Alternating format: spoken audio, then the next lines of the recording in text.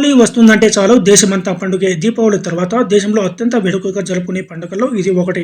ఈ పండుగ సత్యయుగం నుంచి జరుపుకుంటున్నట్లు హిందూ పురాణాలు తెలుపుతున్నాయి. హోలీ అంటే అగ్ని లేదా అగ్నితో పునీతమైనది అని అర్థం. హోలీని హోలికా పూర్ణిమగా కూడా వ్యవహరిస్తారు. ఏటా ఫాల్గుణ మాసంలో పౌర్ణమి రోజున వచ్చే ఈ పండుగను హోలీ, కాముని పున్నమి, డోలికోత్సవం అని కూడా అంటారు. ఈ సందర్భంగా పుట్టు పూర్వోత్తరాల గురించి పురాణాలు ఎలాంటి విభిన్నమైన కథలు, ప్రచారములు ఉన్నాయని ఆసక్తికరమైన విషయాలను ఇప్పుడు తెలుసుకుందాం. రాక్షసరాజు హిరణ్యకశిపుడి కుమారుడు ప్రహ్లాదుడు నిత్యం విష్ణుమూర్తిని స్మరిస్తూ ఉంటాడు.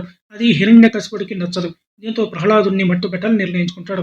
దీంతో అతని రాక్షస సోదరి హోలికను పిలుస్తాడు. ఆమెకు ఉన్న శక్తితో ప్రహ్లాదుని మంటల్లో ఆహుతి చేయాలని ఆమెను కోరతాడు. దీంతో ఆమె ప్రహ్లాదుని ఒడిలో కూర్చోబెట్టుకుని మంటల్లోకి దూకుతుంది. అయితే విష్ణుమాయతో ప్రహ్లాదుడు ప్రాణాలతో బయటపడగా హోలిక రాక్షసి మాత్రం ఆ మంటల్లో చనిపోతుంది. హోలికా దహనమైన ఈ రోజునే హోలీ అని పిలుస్తారనే ప్రచారం ఉంది. అందుకే కొన్ని ప్రాంతాల్లో రాత్రి వేళ హోలికా దహనం నిర్వహిస్తారు. వంగదేశంలో డోలోత్సవం లేదా డోలికోత్సవం జరుపుకుంటారు. ఆ రోజు శ్రీకృష్ణుడు గోపికలతో కలిసి బృందావనంలోని పువ్వులతో, రంగులతో ఈ ఉత్సవాన్ని జరుపుకున్నట్లుగా భావిస్తారు. ఇలా రంగులు, పూలు చల్లుకోవడం ద్వారా ప్రేమ, సౌభాగ్యాలు వెల్లివిరుస్తాయని నమ్ముతారు. కృతయుగంలో రఘునాథుడని సూర్యవంశు మహారాజు ఉండేవాడు. ఓ రోజు ప్రజలంతా వచ్చి హోలిక అనే రాక్షసి తమ పిల్లలను బాధిస్తోందని మొరపెట్టుకుంటారు. ఆ సమయంలో అక్కడే ఉన్న నారద మహర్షి ఏటా పాల్గొన పూర్ణిమ రోజు హోలికను పూజిస్తే బాధలు తొలగిపోతాయని తెలుపుతాడు.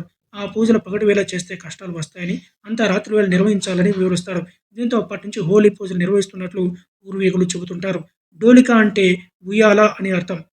బాలకృష్ణుని పాల్గొన్న మాసం పూర్ణిమ తిథిలో ఉయ్యాల్లో వేసినట్లు పురాణాలు తెలుపుతున్నాయి. ఈ సందర్భంగా పశ్చిమ బెంగాల్లో హోలీ రోజున శ్రీకృష్ణుడి ప్రతిమను ఉయ్యాల్లో వేసి డోలుకోత్సవం జరుపుతారు. ఈ హోలీ రోజున శ్రీకృష్ణుడు రాధను ఉయ్యాల్లో పెట్టి రంగులు పులిమినట్లు కూడా చెబుతుంటారు.